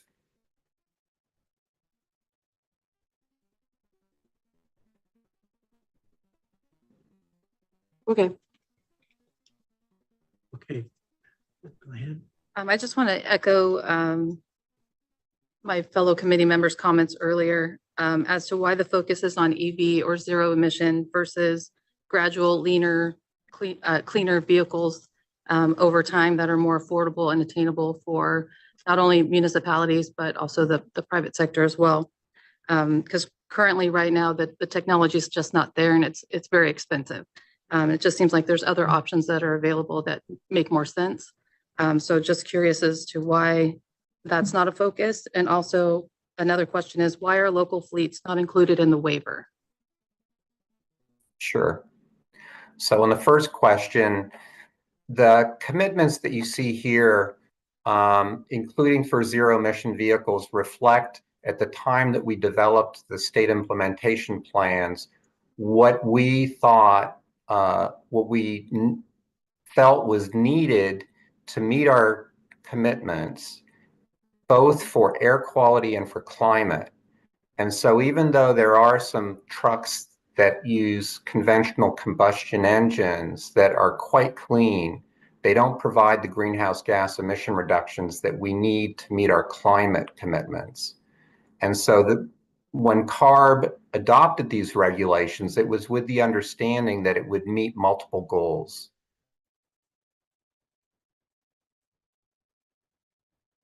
And then the second question, Yeah, the second question, can you remind me about that?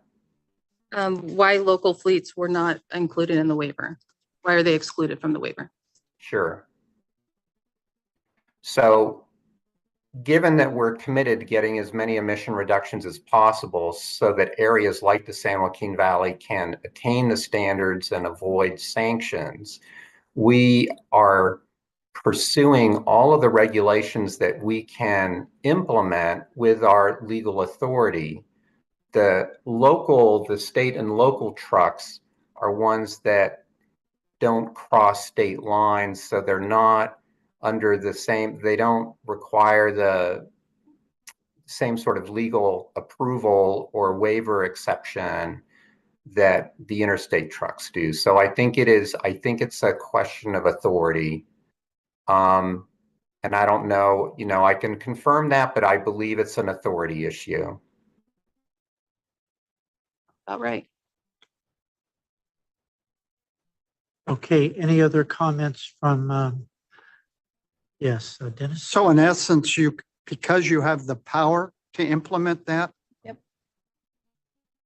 You have chosen to do so on the backs of the local municipalities under the circumstances?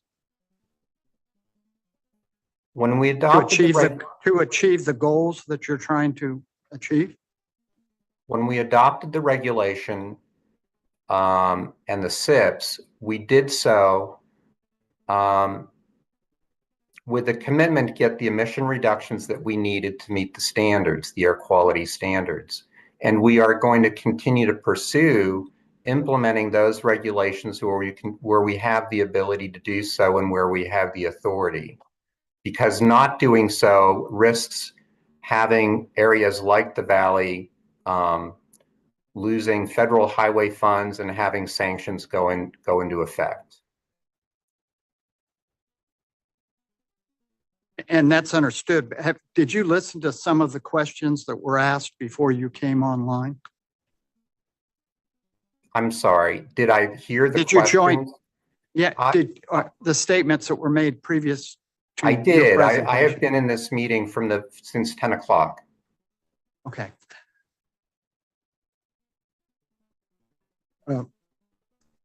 Okay. Hey, Dennis. Mike, thank you. Definitely a glass of cold milk. I can't say anything else is definitely warranted at this time, okay? But let me, any comment before I comment, Samir, from your staff or from you, from the district, on what Michael's talked about on the waivers? No, I think Michael, thanks Michael for being here again with more information on a very difficult topic. From our perspective, Michael is right. There's a lot of emissions reductions that are in our plans that relied on the measures that are no longer, as Michael mentioned, enforceable for those measures that were withdrawn.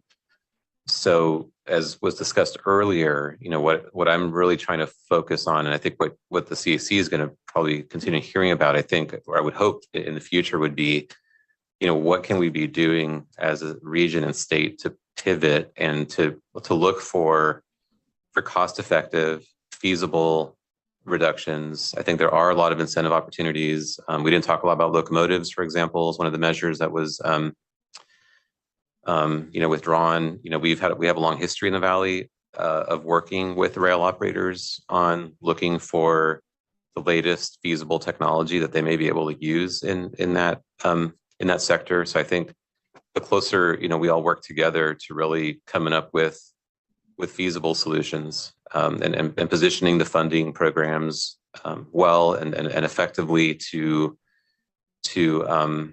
accelerate these types of projects, whether it's class 1, class 2, class 3 rail in that particular case. Just one example of where we do have to, figure out how to make up those foregone emissions reductions. Otherwise, I think we're going to be seeing some, as Michael mentioned, some significant challenges with our ongoing kind of planning efforts and obligations under the Clean Air Act.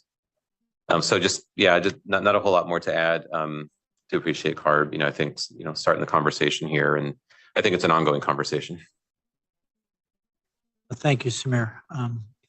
So Michael, Chairman? I think, yes, please go ahead. Mr. Clark? I question. Actually, we're beating around the bush here. We're going to be putting a lot of people out of business with the way it's being proposed. We know that. So that has to be weighed. My question is, okay, so you go back, you say we'll be sanctioned. And your thought process, you go through the SIP, and it falls into the FIP, or we're FIP'd. And with the present administration at the federal level, I have questions whether that's going to happen or not.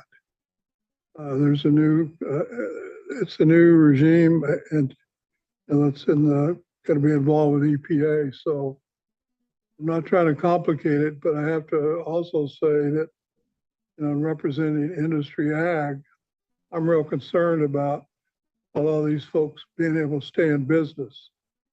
Of course, your emissions will drop tremendously then, because there won't be anybody in business at that level. So when you say sanctions, you're talking about going through the feds, is what you're saying, right? That's right. And this is legally under the Clean Air Act. Sanctions would go into effect independent of what the administration does. This is simply under the law. If San Joaquin Valley does not attain the air quality standards by certain dates,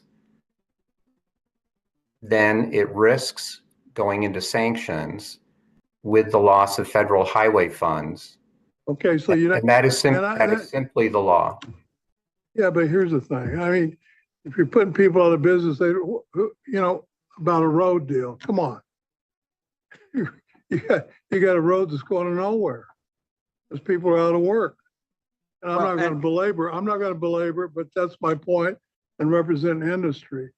I think we're getting way out there, for the folks that we represent, and the people on this committee, most of them represent what is called commerce through the city and county, or business or ag.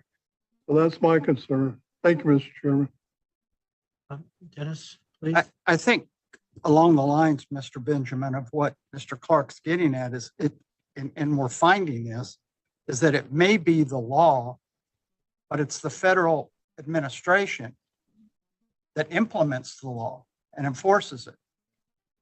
And it can be the law, but if the Trump administration determines they're not going to enforce that, then we get back to square one as to what we're really dealing with under the circumstances. So that's somewhat the issue that I think is being brought up. What we're finding is there's a lot of matters as far as enforcement is concerned that this administration is treating in a different way, notwithstanding the law under the circumstances. I think, Dennis, and to Les and everybody, I think, and even to Michael, there is a statute, there is a law. So what Congress would do is that they would amend the Clean Air Act and remove the sanction provision. Or ignore it. No, they can't ignore it because it'll go to the Supreme Court and everything else. There is a law. So, and there has been discussions. There has been discussions, not by California, but other states, of discussion about removing the sanction. But in Michael's defense, that absolutely exists. So we would have to, Congress would have to amend and open the Clean Air Act and amend it. And I know that there's a lot of discussion going on with the Clean Air Act. There is right now as we sit here. I think that what Michael's saying for the San Joaquin Valley and the other South Coast and Bay Area and the other so-called air districts that may have the issues we have, is a great concern about, as we heard, you heard earlier, Michael, about cities that don't have the infrastructures at all, having to rewire homes that were built in the 70s and the 60s. They can't even put a charger in their home because they don't have the infrastructure. And that cost is prohibitive, and how those people afford it.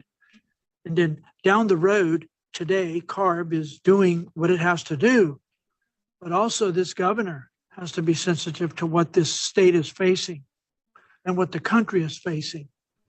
And to me, that's the most important part. But every elected official that is here and responsible for their community has to hear what their community is saying. And that is, do I have jobs? Do I have a way to pay for my rent, my home, my child, my healthcare, my food, my taxes, my gas, my car, my insurance, the garbage? All of that stuff is being put on the back of the person that we're regulating, which in turn is the business as well. I believe, Michael, you guys achieved the greatest thing with agriculture. With the district, you asked for a voluntary program to help address and deal with air quality, only because to regulate agriculture, you have to get a waiver approval because of 209E, et cetera. But you chose not to because you believe in the industry and you believed in the air district that we can achieve those tons. And I think we've done very, very well, including USDA NRCS has done very well. In those programs, though, to make them work, the district had a tremendous staff that understood our businesses, understood farmers, talked with farmers of all ages and did things. And there was a trust of belief with government. And for us to move forward into the ARB arena for that voluntary incentive programs, guaranteed incentives. Michael Benjamin and his staff can't guarantee incentives. But in your findings and your presentations to the board and folks, that incentives are going to be the only way we're going to be able to get through this, then the governor has to believe in that as well and not pull it anytime he wants to. Just like right now, the ag burn has no funding at all, but yet we had the purposes of going forward and working and having funds so that our farmers, when it stopped burning, when the program ended in 25 or January 1, that there were funds still out there to help because of the newness of this thing and all the issues still out there in ag burn. So we have no funding. The governor's broke, the budget's broke, and it's on the backs of farmers and businesses. And how do we do that? How do we make it work? So again, the waiver presentation is what we had asked your staff for, and you did a good job on a presentation. But I think it's behooved to each individual member of the CAC and its cities to survive. They need to do what they have to do to survive. And it's important, even if it's renewable diesel, as UC Riverside did a research project on renewable diesel, it put it very comparable to electric. It shows that it's so very comparable, right neck and neck to each other, renewable diesel. And yet that's never been talked about. And when you look at what do we do with all these batteries, is that it happened in Moss Landing. What a disaster. What a disaster.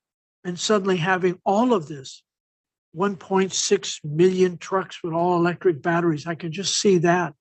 Where do we put all those storage of used batteries or how they are to be stored? So I think we have a lot to keep working on. But I think if we are to continue down the road, then I think there has to be a program of incentives with voluntary and a guarantee of the funds. If not, there's no way. And giving cities the flexibility of using gas and diesel or diesel and electric combinations. And then to also consider what is the new tariffs going to have on parts availability. Like I mentioned earlier, a school bus has, I'm not going to say the number, but it's in the valley. It's between 10 and 8 electric buses. And they're all parked because they can't get parts. They break down a lot of issues. Sad to see, but they have one responsibility to transport children. So I will stop there, Michael, and turn it to you if you have any comments. But I want to thank you very much for presenting.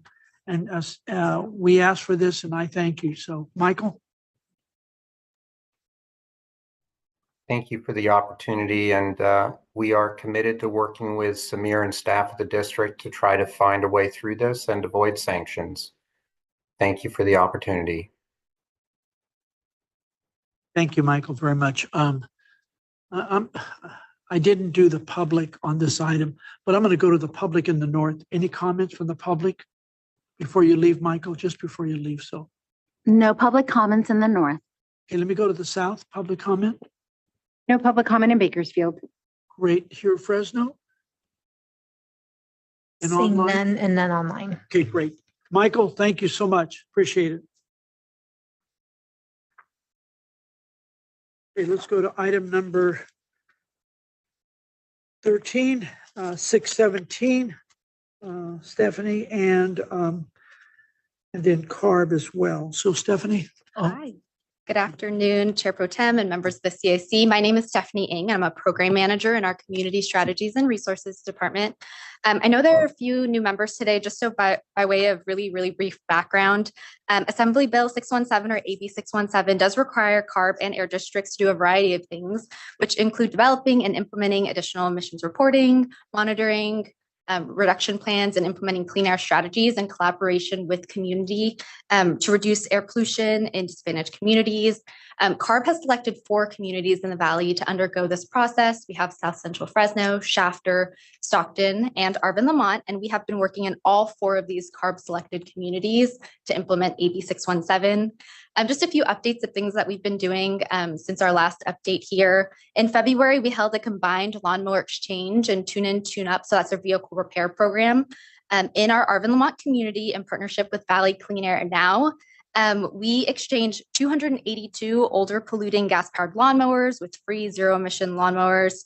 And we performed 344 vehicle emissions tests and signed up a huge number of residents for our Clean Air Rooms program to get free air purifiers.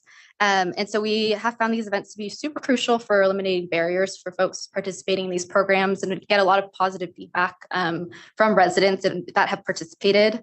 A few other updates: our urban greening and vegetative barrier incentive measures are moving along across all 4 of our Valley communities. We just opened what we call a request for proposal, or RFP, to find someone to implement the work. We just opened that in our 2 South Kern communities, and we've received applications, and our district team is currently reviewing those. A few other things in Fresno, Tree Fresno, who was selected to do this work in our South Central Fresno community. They've been working really closely with local businesses on these tree planting efforts.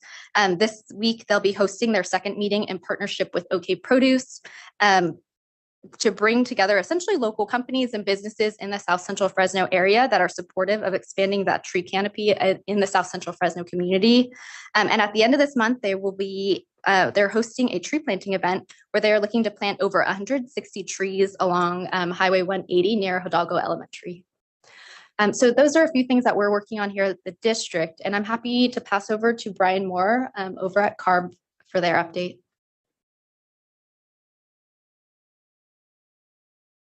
Brian? Oh, you should come on. Okay.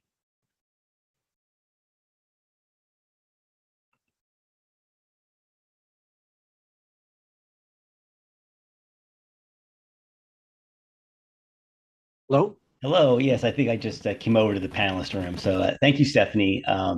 Again, my name is Brian Moore, and I'm one of the Air District, one of the managers in our Office of Community Air Protection, which is the office here at CARB that helps implement AB 617. And I think Stephanie did a great job describing the program. So I'll just give one quick update. A lot has changed since I was here last. I know priorities have shifted for the CAC. I did want to bring up the statewide mobile monitor initiative, which is kind of like an adjunct program to AB 617, which is a statewide effort to do mobile monitoring. So there are cars and vehicles equipped with air monitoring equipment that will be collecting data throughout the state. And that project is moving forward. Right now, they're developing the community outreach, and there actually is a project expert group. I think, Stephanie, is it Brad Dawson or is it John Clausen that is on that from the Valley? Yeah. Yeah, Brad is on that team. Which is great, which is helping design the program. So the program is still in the design stages, and monitoring will not commence for a few more quarters. So I know that, about a couple of months ago, the CAC did show interest in hearing more details about the statewide mobile monitoring initiative. So if that is still a priority, please let me know, and I can bring in our monitoring laboratory division to give more details about how that initiative is running. But other than that, I do not have any updates regarding AB 617. Thanks. Thank you both very much. Let me go to the north. Any comments in the north? No comments in Modesto. Okay, let me go to the south.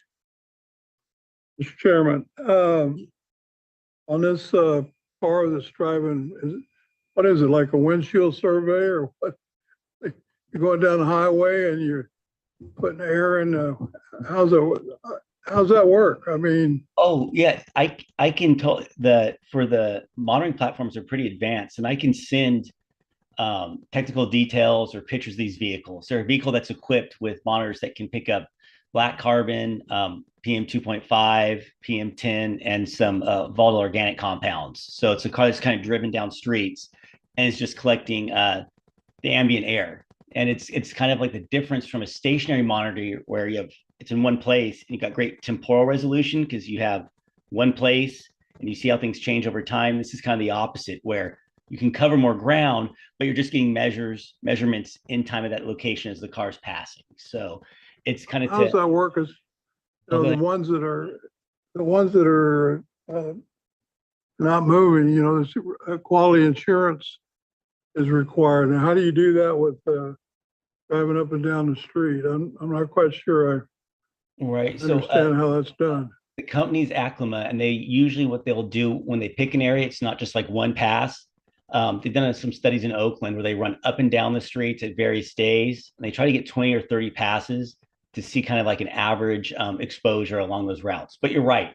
This data is not used to enforce regulatory standards. It just maybe help identify maybe hotspots or an emission source that we weren't aware of. So yeah, it is not part of the regulatory network, and mobile data, is not used for that. Only the federal regulatory sites that are run by the state and by like the air districts like SJV are used for that purpose. Okay, thank you. Okay, let me bring it here. Any more in the south? Okay, let me bring it here to central. I don't see any. Okay, great. Let me open to the public in the north. No public comments in the north. In the south? No public comments in the south. In the central? And online? Seeing none and none online. Great, thank you. Thank you very, very much, both Stephanie and Brian. Appreciate it. Cool. Let's go to item number 14, outreach. Jamie, thank you. Good morning, everyone. Just real quickly, we have a couple of events coming up this Friday. We will be at Fresno State's Transportation Institute's STEP Summit. It's a transportation summit. Registration's still open. You can go to their website and register. It's going to be down at Valdez Hall here in Fresno, and it's kind of all things transportation and innovation. We also have a few awards that we'll be receiving for some of our projects, so that's very exciting. We have another event, a press event that will be happening March 20th at our Pepsi bottling facility here in South Fresno. It's kind of the celebration of the deployment of several new trucks that are being used by Pepsi through a grant that they received, and that's being administered by us. So that's very exciting. We're working on our annual report. That's a big document that we put together. You all are aware of every year. Hope to have that done in the next month or so. Our residential wood burning season did wrap up on the 28th. So that has ended, but we kind of keep quiet about that. Although it's so nice outside, I don't think people are still using their wood burning devices. Hopefully not. And then we go into April, which is one of our biggest outreach months due to Earth Day and Air Quality Awareness Week and Rideshare Week. We have lots of events that will be out working in April and into May. If you do have any events in your community or at your business, let us know and we'll try and get staff out there to work those events. Thank you, Jamie, very much. Any questions in the north from the board? Jamie? Hearing none or seeing none. Nobody's throwing up their hands or throwing something at the screen. Let's go to the south. Oh, yes, Mr. Clark, go for it. Okay, anybody in the south? Okay, great. Let me bring it back here to central. Dennis, please. Quick question, Jamie. Was there any outreach for World Ag Expo? We were out at the World Ag Expo all 3 days. We had staff that went out there that were prepared to answer questions on our many grant programs, compliance assistance, general outreach. We were there all 3 days, had a great time. We also had a few staff members that went kind of to look at innovation and kind of the industry, what's happening within the industry. So we were definitely out there, posted quite a bit on our social media. I encourage everyone to follow us on social media and you can keep abreast of all those fun things that we're doing. But yeah, we had a great time out at the World Ag Expo. Thank you. Great. Any other? Yes. Yes, I was happy to hear you were at the Ag Expo. And I'm wondering how was Pepsi chosen to receive the grant for their electric trucks? I'm going to have to defer to Samir because I don't exactly know how that came about. Through the chair, just a quick response to that. Yeah, that was actually, it's a partnership between us, the state of California with CARB, the CEC and with Pepsi. So it was actually a statewide program that they were able to, a very competitive program. So they competed in that. And then we, in partnership with us, submitted a joint application and then again, won through that process. And now we're administering it here locally. Okay. So they offered the most of their own money to do this? There is a significant match on their part, yes. Thank you. Thank you. Any other? Okay, Jamie, thank you very, very much. Thank you. Item number 15, CAC comments. In the north, any comments from any of the board members in the north? Hearing none or seeing no flying objects. Let's go to the south. The south has their own meeting going on and toasting or something. I guess they have no comments. So we'll go here to the central. Anybody have any comments from the CAC members before adjourning? Great. Again, I want to thank the staff very much for getting the waiver information and all that to us and on that. And I want to thank and congratulate Samir team again on the 15th. I think we're that close. And yes, and item 16, 1 minute after 12. Who will do the presentation for the board meeting? Yes, okay. I'll be happy to. I'll be happy to do that at the next board meeting. So again, I want to thank all of the CAC members' comments today are very valuable. We need to keep that information going back to your cities and bringing that information back so that the district as well as CARB can understand the importance of some of the things they do have a tremendous positive or can really cause damage to our rural communities. So again, the meeting is adjourned. I want to thank all the staff. We made it 3 minutes.